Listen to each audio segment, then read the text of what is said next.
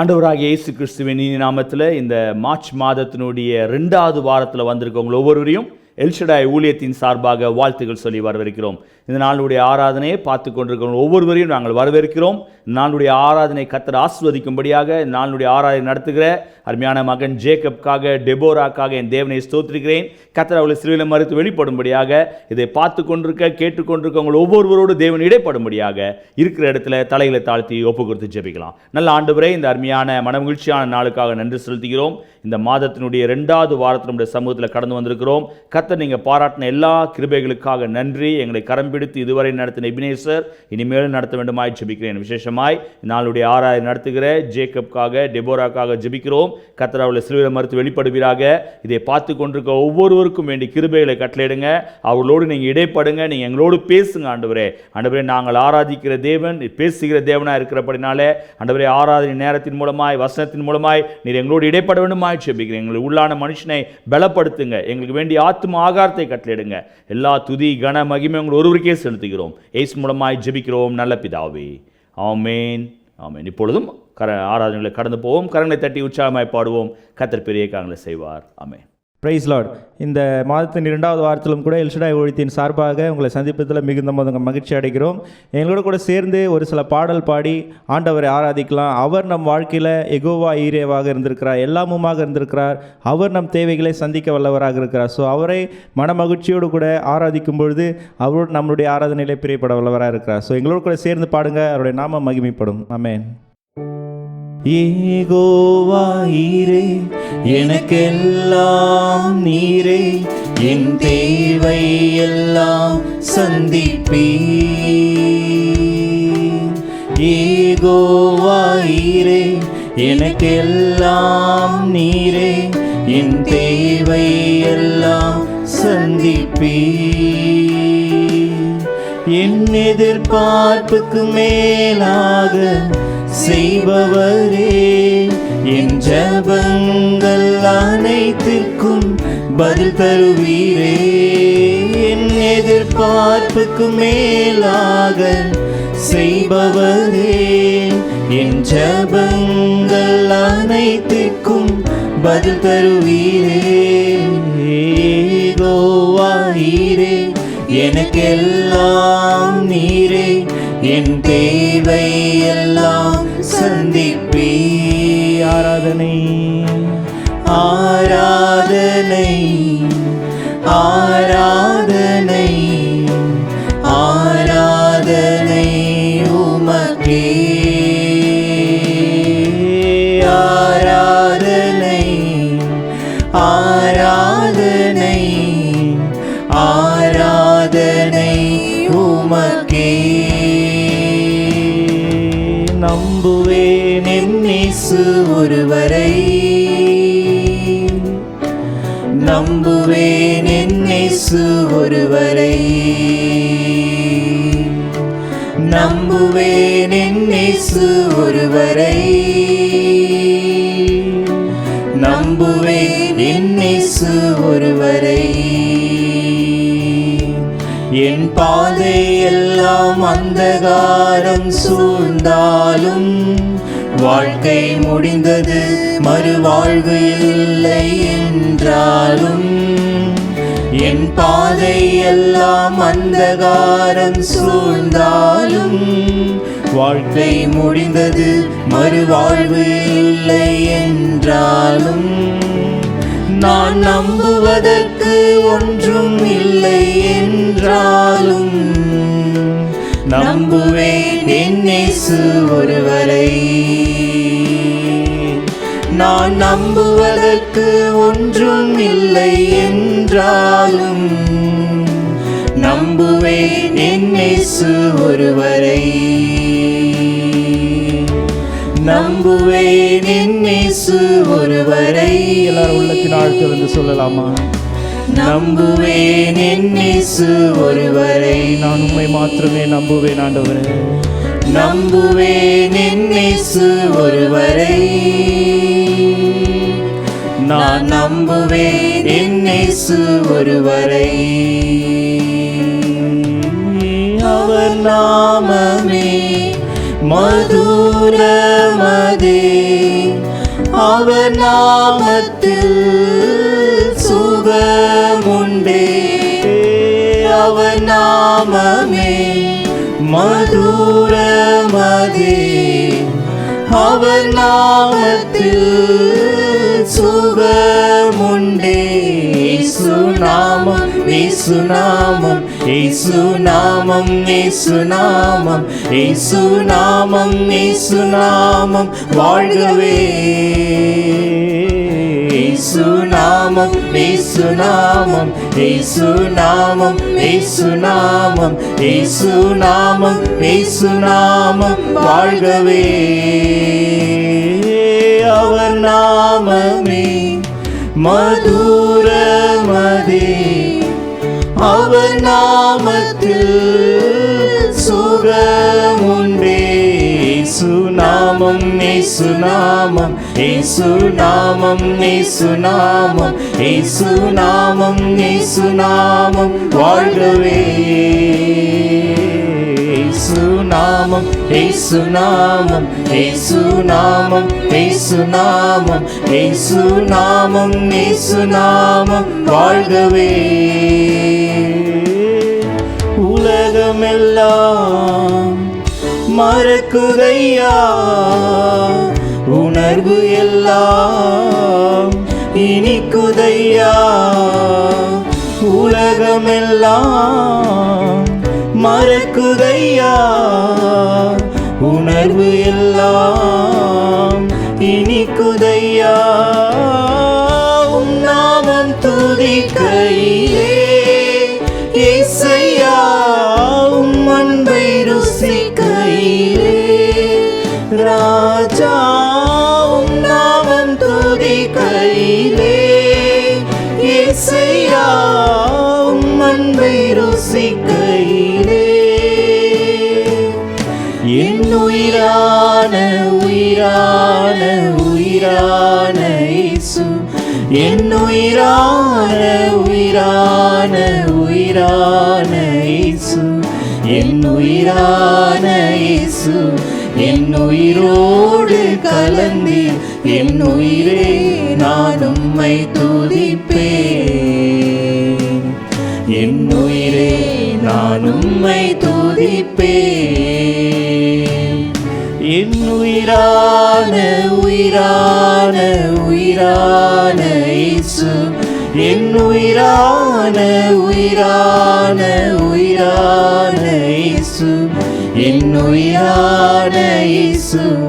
என் உயிரோடு கலந்து என் உயிரே நான் உம்மை துதிப்பேன். என் உயிரே நான் உம்மை துதிப்பேன்.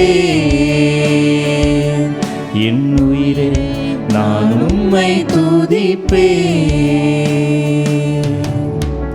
ஆமாண்டவரே, எங்கள் வாழ்க்கையில் நீர் எங்களை இம்மட்டுமாக நடத்தி வந்ததற்கு நாங்கள் எம்மாத்திரம் ஆண்டவரே.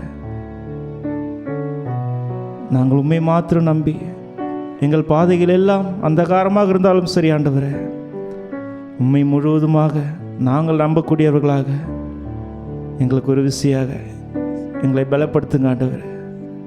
எங்கள் வாழ்க்கையில் உமது நாமத்தை நாங்கள் துதிக்க உமது ஆண்டவரே உண்மை மாத்திரமே மகிமைப்படுத்த எங்களுக்கு உதவி செய்யுங்க. உம்முடைய நாமத்தில் வல்லமை உண்டு, உம்முடைய நாமத்தில் அற்புதம் உண்டு என்று வேதத்தில் வாசிக்கிறோம்.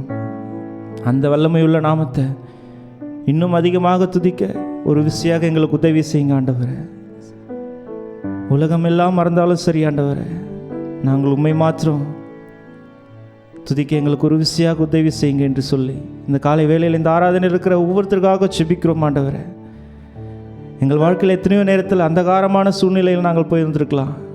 அதன் மத்தியில் நீர் எங்களை விடுதலையாக உம்மை ஆராதிக்க இங்கே கொண்டு வந்து வச்சுருக்கீங்களே, அந்த தயவுக்காக நன்றி ஆண்டவரே.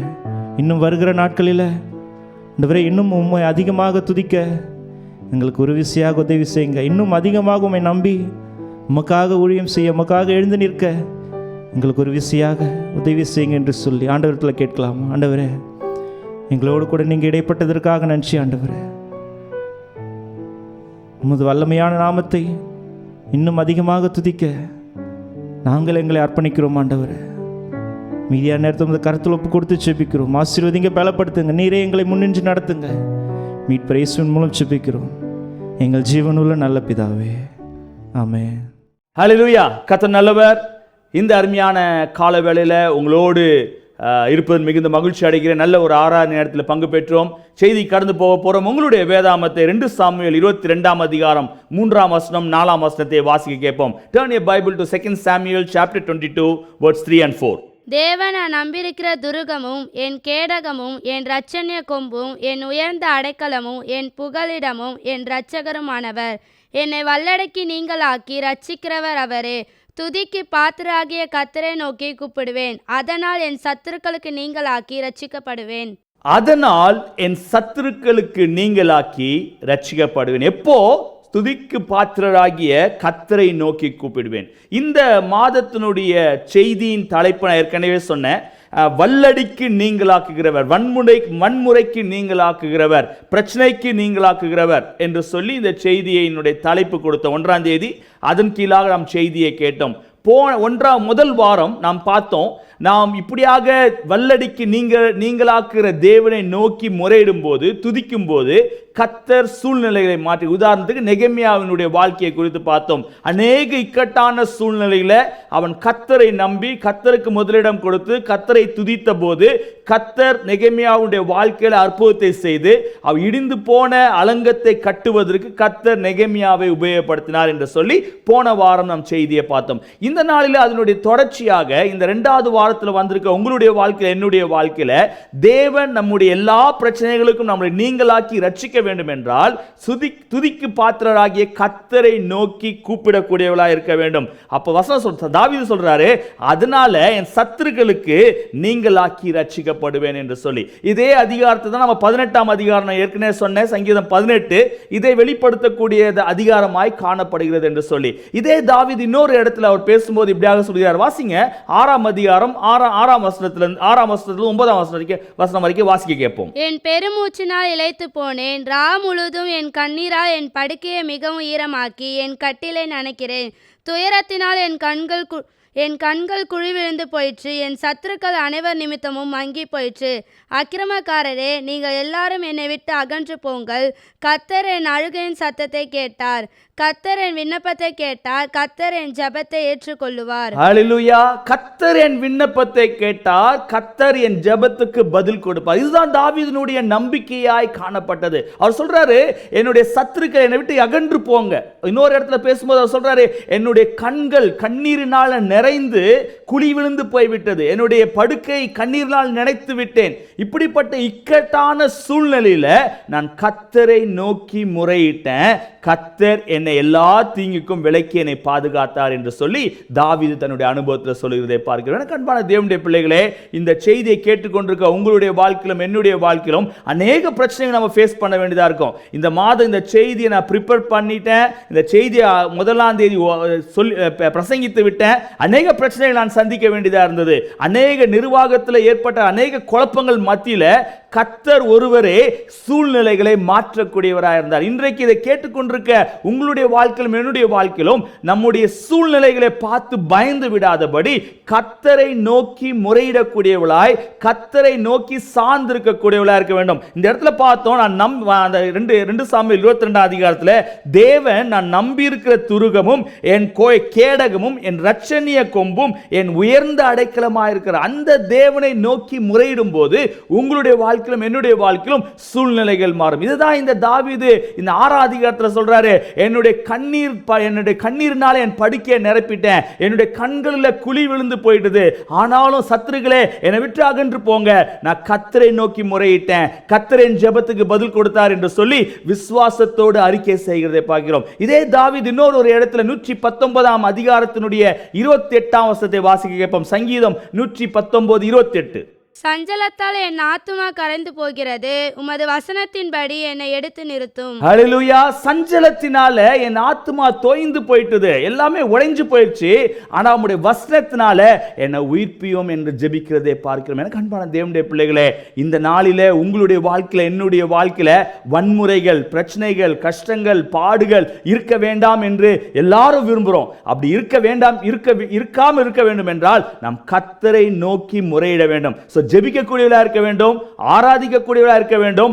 அவர் உங்களுடைய வாழ்க்கையில, என்னுடைய வாழ்க்கையில கேடகமாய் துருவமாய் இருக்க வேண்டும். அது மாத்திரமல்ல, அவருடைய வசனத்தை தியானிக்கக்கூடியவர்களா இருக்க. சங்கீதக்காரனுடைய அனுபவம் இதுதான். நான் வசனத்தை தியானித்த போது கர்த்தருடைய சூழ்நிலையை மாற்றினார் என்று சொல்லி இந்த 119ஆம் அதிகாரத்தில் அவர் சொல்லுகிறதை பார்க்கிறோம். இன்றைக்கு ஒரு மனுஷன், போன வாரம் நாம் நெகேமியாவை குறித்து பார்த்தோம். இன்றைக்கு ஒரு மனுஷனை குறித்து நாம் பார்க்க போகிறோம். அவருடைய சூழ்நிலைகளின் மத்தியில, வேதனைகளின் மத்தியில, பாடுகளின் மத்தியில ஒரு ஸ்டேஜில் அவர் உயிரே போய்விடும் என்று சொல்லி யோசிக்க வேண்டிய நேரத்தில் அவர் கர்த்தரை நோக்கி முறையிட்ட போது கர்த்தர் தன்னுடைய காரியங்களை வெளிப்படுத்தினது மாத்திரமல்ல, ஒரு பெரிய மாற்றத்தை ஏற்படுத்தினார் என்று சொல்லி நீங்க பார்க்க போறோம். அது வேற யாரும் இல்ல, தானியேலை குறித்து பார்க்க போறோம். அது தானியேலை குறித்து வாசிக்கும் போது தானியேல் 2ஆம் அதிகாரம் 14ஆம் வசனத்திலிருந்து 23ஆம் வசனம் வரைக்கும் வாசிக்க கேட்போம். பாபிலோனின் ஞானிகளை கொலை செய்ய புறப்பட்ட ராஜாவினுடைய தலையாரிகளுக்கு அதிபதியாகிய ஆரியோகி கூட தானியேல் யோசனையும் புத்தியுமாய் பேசி, இந்த கட்டளை ராஜாவினால் இத்தனை அவசரமாய் பிறந்ததற்கு காரணம் என்ன என்று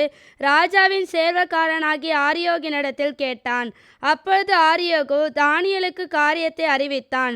தானியேல் ராஜாவினிடத்தில் போய் சொப்பனத்தின் அர்த்தத்தை ராஜாவுக்கு காண்பிக்கும்படி தனக்கு தவணை கொடுக்க விண்ணப்பம் பண்ணினான். பின்பு தானியேல் தன் வீட்டுக்கு போய் தானும் தன் தோழரும் பாபிலோனின் மற்ற ஞானிகளோடு கூட அழியாதபடிக்கு இந்த மறைப்பொருளை குறித்து பரலோகத்தின் தேவனை நோக்கி இரக்கம் கேட்கிறதற்காக அனன்யா, மீஷாவேல், அசரியா என்னும் தன்னுடைய தோழருக்கு இந்த காரியத்தை அறிவித்தான். பின்பு ராக்காலத்தில் தரிசனத்திலே தானியேலுக்கு மறைப்பொருள் வெளிப்படுத்தப்பட்டது. அப்பொழுது தானியேல் பரலோகத்தின் தேவனை ஸ்தோத்தரித்தான். பின்பு தானியேல் சொன்னது, தேவனுடைய நாமத்துக்கு என்றென்றைக்கும் உள்ள சதா காலங்களிலும் ஸ்தோத்திரம் உண்டாவதாக. ஞானமும் வல்லமையும் அவருக்கே உரியது.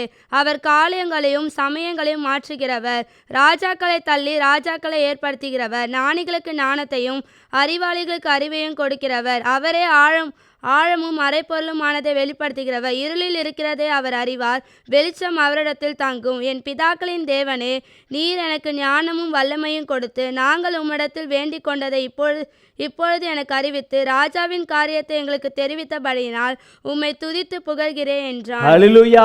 தானியேலுடைய ஜெபமும் தானியேலுடைய வொர்ஷிப்பும் இப்படிதான் இருந்தது. தேவனை ஆராதி சொல்ற, ஆண்டவரே மறைப்பொருளை வெளிப்படுத்தின தேவன் நீங்க தான். வெளிச்சத்துக்கு இருளில் இருக்கிறதை வெளிச்சத்துக்கு கொண்டு வருகிறவர் நீங்க தான். இருளில் இருக்கிறதை அவர் அறிவார், வெளிச்சத்தில் அவரிடத்தில் தங்கும் என்று சொல்லி அறிக்கை செய்கிறதை பார்க்க. இந்த சம்பவத்தை பார்க்கும்போது தானியேல் வாழ்ந்த நாட்களிலே பாபிலோன் தேசத்திலே ராஜா தன்னுடைய சொப்பனத்தை வெளிப்படுத்த முடியாதபடி இருந்ததுனால தன்னுடைய ஜனங்களுக்கு, தன்னுடைய உதவியாளர்கிட்ட சொல்லி அவர்களை கொலை செய்யும்படி தீர்மானம் பண்ணினான். அப்படிப்பட்ட ஒரு சூழ்நிலையில தானியேல் இடத்துல கேட்கப்படுது, என்ன நடந்தது என்று சொல்லி ஆரியோகின் இடத்துல, ராஜாவினுடைய சேர்வக்காரனாகிய ஆரியோகின் இடத்துல தானியேல் கேட்கிறதை பார்க்கிறோம். தானியேல் கேட்டபோது தானியேல் சொல்ற, இவ்வளவு அவசரப்படுகிறதுக்கு என்ன, எங்களுக்கு அந்த சொப்பனத்தை சொல்லுங்க, அதை வியாக்கரணம் பண்ணுவதற்கான நேரத்தை எங்களுக்கு கொஞ்சம் டைம் கொடுங்க என்று சொல்லி கேட்டு வேதம் சொல்கிறது, தானியேல் கர்த்தரை நோக்கி முறையிட்டான். சொப்பனங்களை வெளிப்படுத்துகிறவர், மறைப்பொருளை வெளிப்படுத்துகிறவர், எல்லா காரியங்களை வெளிப்படுத்துகிற ஒருவர் உண்டு என்பதை நிரூபிக்கத்தக்கதாய் அவன் கர்த்தரை நோக்கி முறையிட்டது மாத்திரமல்ல, தானியேலோடு சேர்ந்து அன்றைக்கு ஷாத்ராக், மேஷாக், ஆபேத்நேகோ இவர்கள் எல்லாரும் சேர்ந்து கர்த்தரை நோக்கி முறையிட்ட போது கர்த்தர் தீர்க்கதரிசி அந்த சொப்பனத்தை வெளிப்படுத்தினது மாத்திரமல்ல, ராஜாவின் இடத்துல அந்த சொப்பனத்தை அறிவிப்பதற்கான கிருபையை கர்த்தர் கட்டளையிட்டார். எப்போ? கர்த்தரை நோக்கி முறையிட்ட போது, கர்த்தரை நோக்கி துதித்த போது, கர்த்தர் இடத்துல மறைப்பொருளை வெளிப்படுத்தும்படி கேட்ட போது. இந்த செய்தியை கேட்டுக்கொண்டிருக்க அருமையான தேவனுடைய பிள்ளைகளே, அநேக சூழ்நிலைகள் நம்மை தாக்குகிறத போல வந்திருக்கலாம். ஒருவேளை அன்னைக்கு தானியேல் துரிதமாய் செயல்படாதபடி கர்த்தரை நோக்கி முறையிடாமல் போயிருப்பார் என்றால் அவருடைய வாழ்க்கையும் அன்றைக்கு ஞானிகளோடு மரித்திருக்க வேண்டிய சூழ்நிலை காணப்பட்டிருக்கலாம். ஆனால் கர்த்தர் இடத்துல ஞானத்தை பெற்றுக்கொண்ட தானியேல், கர்த்தர் இடத்துல கிருபையை பெற்றுக்கொண்ட தானியேல் கர்த்தரை நோக்கி முறையிட ஆரம்பித்தான். ராஜாவின் இடத்துல போய் போய் சொல்றான், எனக்கு கொஞ்சம் டைம் கொடுங்க, நான் உங்களுக்கு அந்த சொப்பனத்தை எக்ஸ்பிளைன் பண்றேன் என்று சொல்லி தேவன் ராஜாவின் இடத்துல டைம் கேட்டது மாத்திரமல்ல, கர்த்தர் இடத்துல முறையிட்டு அந்த மறைப்பொருளை வெளிப்படுத்தின போது அதை ராஜாவின் இடத்துல அறிவித்து ஒரு பெரிய சேமத்தை கட்டளையிட்டான் என்று பார்க்கிறோம். இதை கேட்டுக்கொண்டிருக்க அருமையான தேவனுடைய பிள்ளைகளே, இது எதை காட்டுகிறது என்றால், இக்கட்டின் சூழ்நிலையில கர்த்தர் உங்களுக்கு கேடகமாக இருக்க வேண்டும், அவர் உங்களுக்கு துருகமாக இருக்க வேண்டும், அவர் உங்களுக்கு பாதுகாவலராக இருக்க வேண்டும். அவரை நோக்கி முறையிடும் போது எல்லா விதமான பிரச்சனைகளுக்கும் எல்லா விதமான வன்முறைகளுக்கும் அவர் உங்களை விலக்கி பாதுகாக்க அவர் உண்மையுள்ளவராக. அந்த தேவனுக்கு நன்றி செலுத்தி, ஆண்டவரே இந்த மாதத்தில் ஒருவேளை அநேக பயங்கள் உங்களை தாக்கி கொண்டிருக்கலாம். எக்ஸாம் ஃபியர் இருக்கலாம், ஃபைனான்சியல் ஃபியர் இருக்கலாம், ஒருவேளை சபையில் அநேக குழப்பங்கள் ஏற்பட்டிருக்கலாம், அநேக விதமான எதிர்கால திட்டங்களை குறித்து யோசித்து பயந்து கொண்டிருக்கலாம்.